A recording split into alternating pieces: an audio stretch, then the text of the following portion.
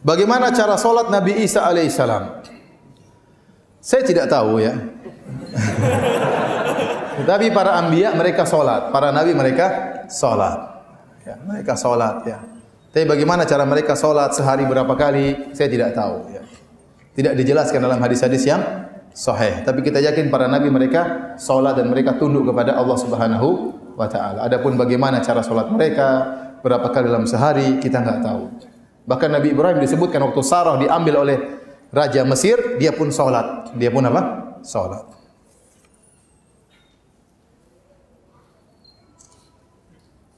Ustadz, apakah boleh jatuh cinta kepada haram girl, cewek Nasrani?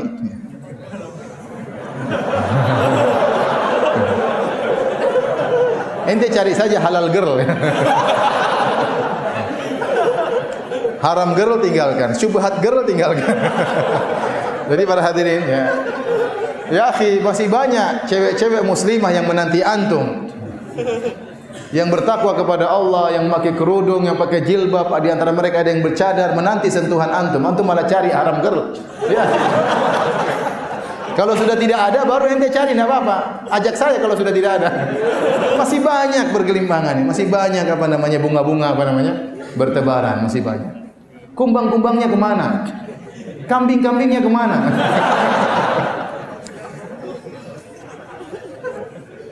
Boleh menikah dengan wanita ahlul kitab, boleh. Tapi ya masih banyak yang. Karena ingat, kita memang secara hukum boleh. Tapi apakah kita bisa mengatur anak-anak kita? Kemudian terkadang apalagi orang Indonesia sering laki-laki tunduk kepada istrinya. Sehingga akhirnya nanti pendidikan anak-anak dikuasai oleh istrinya, itu bahaya dan sering terjadi. Seorang laki-laki menikah dengan wanita ahlul kitab, berarti anak-anaknya ikut ibunya. Karena yang dekat sama anak-anak ibunya. Sementara dia kerja dan dia tidak bisa menguasai istrinya, akhirnya anak-anaknya di bawah tanggung jawab dia ternyata beragama seperti agama ibunya. Rawan. Apakah agama Islam sudah ada sejak zaman Nabi Adam alaihissalam? Semua agama Islam. Dari Nabi Adam sampai Nabi Muhammad semuanya namanya agama Islam. Adapun istilah Yahudi, Nasrani itu istilah berkaitan dengan apa namanya? Suku mereka atau dengan istilah yang berkaitan dengan ciri dakwah para nabi tersebut ya. Tetapi sebenarnya semua agama juga agama Islam ya. Bukan agama Islam seperti Nabi Muhammad, tidak, tapi agama yang menyuruh kepada tauhid. Makanya dalam hadis kata Rasulullah SAW, nahnu al-anbiya abna'u allat. Ya. Abuna wahid wa ummahatuna syatta, atau dinuna wahid wa ummahatuna syatta. Maknanya kami para nabi itu seperti saudara-saudara satu bapak. Ibu kami berbeda-beda tapi bapak kami satu. Yaitu kami para Rasul, agamanya semuanya agama tauhid, tapi syariatnya berbeda-beda. Nah, agama tauhid itu adalah Islam. Agama tauhid itu apa? Islam. Jadi masalah Yahudi Nasrani itu berkaitan dengan syariat. Berkaitan dengan syariat yang berbeda-beda, tapi sebenarnya semuanya menyuruh kepada Islam dengan makna secara umum ya. Kalau makna Islam secara khusus ya kita ini Islam yang beriman kepada syariat Nabi Muhammad. Jadi Islam itu bisa maknanya dua, makna umum, makna khusus. Kalau makna umum yaitu semua agama tauhid namanya agama Islam. Makna khusus yaitu agama tauhid plus syariat Nabi Muhammad. Berikan tipsnya Ustaz agar kita sebagai pemula hijrah bisa terhindar dari penyakit al-malas. Terutama dalam mempelajari bahasa Arab yang susahnya minta ampun. Bahasa Arab tidak susah ya. Ya bukan gampang juga, tidak. Memang kalau orang yang serius dengan buku yang tepat dan guru yang tepat, insya Allah mudah. Kita dulu punya kawan-kawan, termasuk saya dulu waktu kita masih di UGM, banyak teman-teman yang pandai bahasa Arab. Sampai sekarang masih ada. Ya, ustadz-ustadz yang dulunya kuliah di UGM, mereka waktu kuliah sudah bisa bahasa Arab. Dan sebagian mereka jadi dokter seperti dokter Rohain al-Bahrain. Itu dulu anak UGM bisa bahasa Arab. Dan banyak mereka bisa baca kitab Gundul. Mereka belajar tatkala mereka masih mahasiswa. Mereka di sana dibuat daurah bahasa Arab 2 minggu, daurah bahasa Arab 2 minggu, dan mereka bisa bahasa Arab. Ya, jadi sebenarnya ada metode yang bagus untuk belajar bahasa Arab. Yang penting bisa baca kitab Gundul. Kalau orang serius, saya rasa kalau orang serius, taruhlah 3 bulan dia bisa baca kitab Gundul. Kalau orang serius, setiap hari misalnya 1 jam. Selama 3 bulan saya rasa dia bisa baca kitab Gundul. Tapi kalau mungkin seorang tidak bisa setiap hari, taruhlah dia seminggu 2 kali. Setahun insya Allah sudah bisa baca kitab gundul. Ya, tapi cari metode yang tepat, ya, guru yang tepat, buku yang tepat. Ana ingin menikah sebelum Ramadan. Penting, tulisannya penting. Tanda ini, penting 3. Emang yang lain enggak penting, semuanya penting juga. Bismillah. Ana ingin menikah sebelum Ramadan, tapi akhwatnya mau setelah bulan Ramadan. Bagaimana jalan keluarnya? Ini penting kan? Pikir ada apa?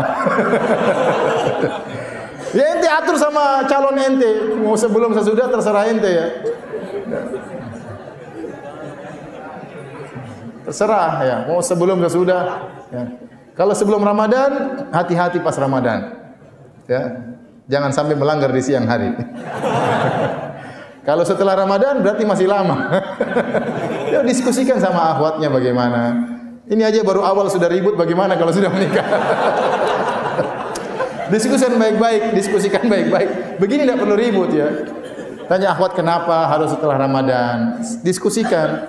Saya kenapa sebelum Ramadan? Diskusikan. Cari jalan keluar.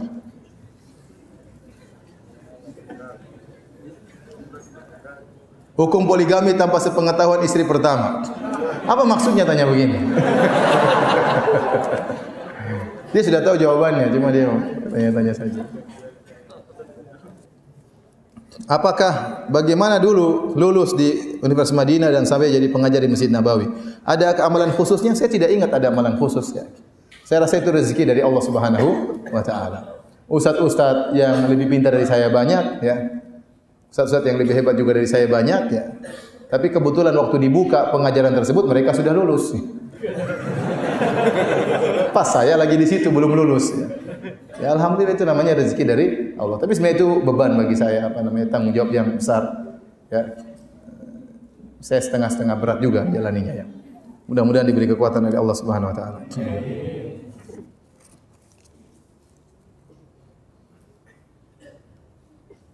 Ustaz, bagaimana menanggapi syubhat? Jangan mengatakan Syiah sesat kalau belum pernah masuk Syiah. Ya sudah, jangan bilang Nasrani sesat kalau belum masuk Nasrani. Ya. Jangan bilang ateis sesat sebelum kamu ateis. Paham? Ya. Jangan bilang LGBT sesat sebelum kamu jadi LGBT.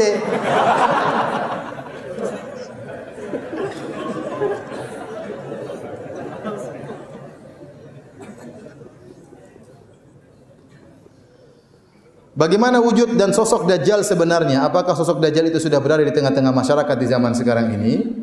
Zahirnya belum. Adapun hadis tentang Tamim Ad-Dari bertemu dengan Dajjal masih dalam terbelenggu dalam Sahih Muslim, maka kalau hadis itu sahih berarti Dajjal sudah ada tapi sedang terbelenggu, belum keluar. Ya, karena Dajjal ya kalau keluar jelas Rasulullah sebutkan sifat-sifatnya. Inna rabbakum laisa bi'awar wa inna Dajjal a'warul al-ain al-yumna. Sungguhnya Rabb dalam Sahih Bukhari, sungguhnya Rabb kalian Allah tidak buta sebelah. Adapun Dajjal adalah orang yang buta sebelah. Jelas sifat-sifatnya. Ya. Dan itu belum ada sekarang. Berarti Dajjal belum muncul di tengah-tengah masyarakat. Kalau Dajjal belum muncul di tengah-tengah masyarakat, jangan antum mendajjal-dajjalkan orang ya. Ya.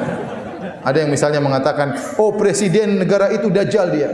Ya, itu Dajjal belum cocok jadi Dajjal. Dajjal lebih hebat daripada itu, Pak. Itu matanya masih waras kita bilang Dajjal ya. Enggak boleh.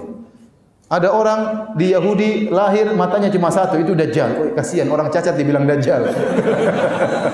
Kasih bantuan, jangan dituduh Dajjal orang tersebut. Dajjal itu matanya bukan satu di tengah, tidak, dia matanya 2, cuma satunya buta, satunya agak terganggu. Kata para ulama ini rahmat dari Allah untuk menyatakan karena dia mengaku sebagai Tuhan. Kalau Tuhan kenapa wajahnya enggak beres? Paham? Kalau Tuhan kenapa dia tidak bisa memperbaiki cacat yang ada pada dirinya? Apapun dia katakan dia bukan Tuhan. Makanya Nabi jelaskan bahwasanya Dajjal itu kalian tidak buta sebelah, adapun Dajjal yang ngaku Tuhan itu matanya buta sebelah. Bagaimana terkait konsep Trinitas yang mengatakan Nabi Isa anak Tuhan dan masih meyakini adanya Allah? Jadi kalau antum tanya konsep Trinitas kepada saya pun tidak bisa menjelaskan. Jangankan saya, orang-orang Nasara tidak bisa menjelaskan. Antum tanya 10 kepala orang Nasara tentang konsep Trinitas akan ada 10 pendapat. Mereka juga bingung. Apa maksudnya satu sama dengan tiga, tiga sama dengan satu? Nabi Isa sama dengan Allah, Allah sama dengan Nabi Isa. Nabi Isa sama dengan Allah sama dengan Ruhul Kudus. Tiga perkara ini siapa? Tiga oknum ini Nabi Isa, Allah sama Ruhul Kudus. Ya kan ini tiga, Trinitas. Taib. Allah adalah Isa, Isa adalah Allah. Kata mereka. Taib. Allah adalah Ruhul Kudus, Ruhul Kudus adalah Allah. Apakah Ruhul Kudus sama dengan Isa? Aneh, tiga sama dengan satu, satu sama dengan tiga. Tidak masuk logika. Ya tiga, satu ya satu. Coba kalau antum beli mobil sama mereka, ini harganya berapa? 300 juta. Saya bayar cash ya, ya bayar 100 juta. Kenapa 100 juta? Satu sama dengan tiga. Mereka susah. Karena kita nggak bisa masuk logika, tiga ya tiga, satu ya satu. Bagaimana tiga sama dengan satu? Mau dia logikakan, nggak masuk logika mereka, nggak akan masuk. Mereka saja tidak bisa mencerna hal tersebut, sehingga banyak mereka hanya ikut-ikutan, hanya taklid buta.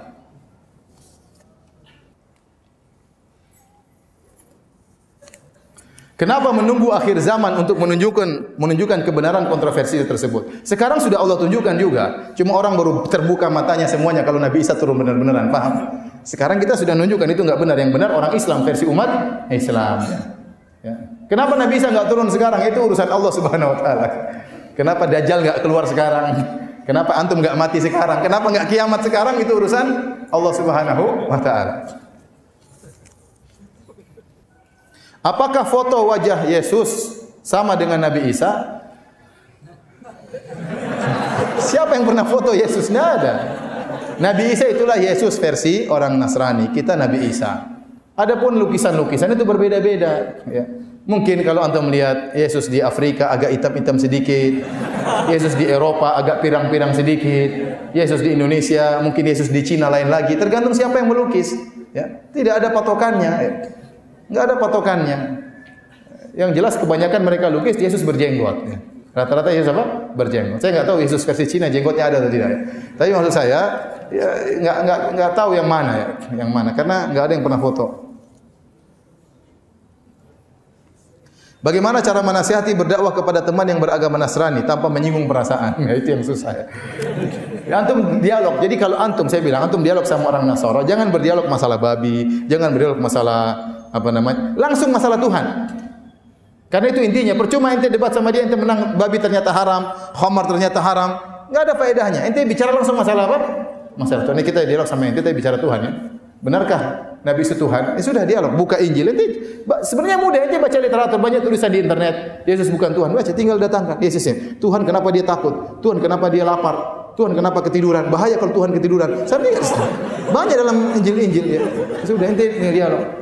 Tuhan dicoba oleh setan, setan bawa lari Tuhan diuji. Ini setan kurang ajar mau coba Tuhan. Dalam Injil banyak. Antum sampaikan secara logika dan doa supaya dia dapat hidayah. Saya punya kawan cerita dia masuk Islam, keluarganya masih Nasrani. Jadi dia dari keluarga pendakwah di Nasoro. Subhanallah, tiba-tiba dia masuk Islam. Waktu dia masuk Islam, keluarganya malu karena mereka ini misionaris. Kenapa tiba-tiba dia masuk Islam? Jadi malu, orang-orang malu. Akhirnya mereka datangkan seorang pendeta yang top untuk mendakwahi dia agar kembali kepada jalan yang benar. Dia cerita langsung sama saya. Datanglah pendeta tersebut ketemu dengan kawan saya tersebut. Kawan saya langsung bilang begini aja Pak Pendeta, kau tidak usah bicara sama saya. Kita saling mendoakan saja supaya dapat hidayah. Kalau kamu benar biar saya kembali kepada Kristen. Kalau kamu benar, kalau saya yang benar kamu kembali kepada Islam. Kita saling mendoakan Pak Pendeta. Kamu tidak usah bicara sama saya. Benar. 2 minggu berikutnya kakaknya datang. Fulan dibuka. Ada apa? Aduh. Itu pendeta sekarang masuk Islam kan.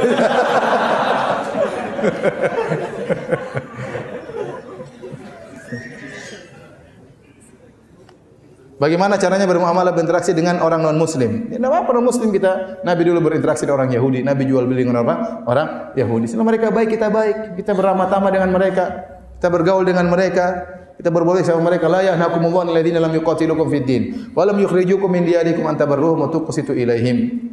Allah tidak melarang kalian untuk berbuat baik kepada orang-orang non muslim yang tidak memerangi kalian, tidak mengusir kalian. Berbuat adillah, berbuat baik kepada mereka. Sesungguhnya Allah mencintai orang yang berbuat adil. Apa bisnis sama mereka? Baik, demikian saja kajian kita para hadirin hadirat yang Allah Subhanahu wa taala. Kurang lebihnya saya mohon maaf. Semoga Allah mengampuni dosa-dosa kita seluruhnya. Sebagaimana Allah kumpulkan kita di masjid yang mulia ini, semoga Allah kumpulkan kita di surganya kelak.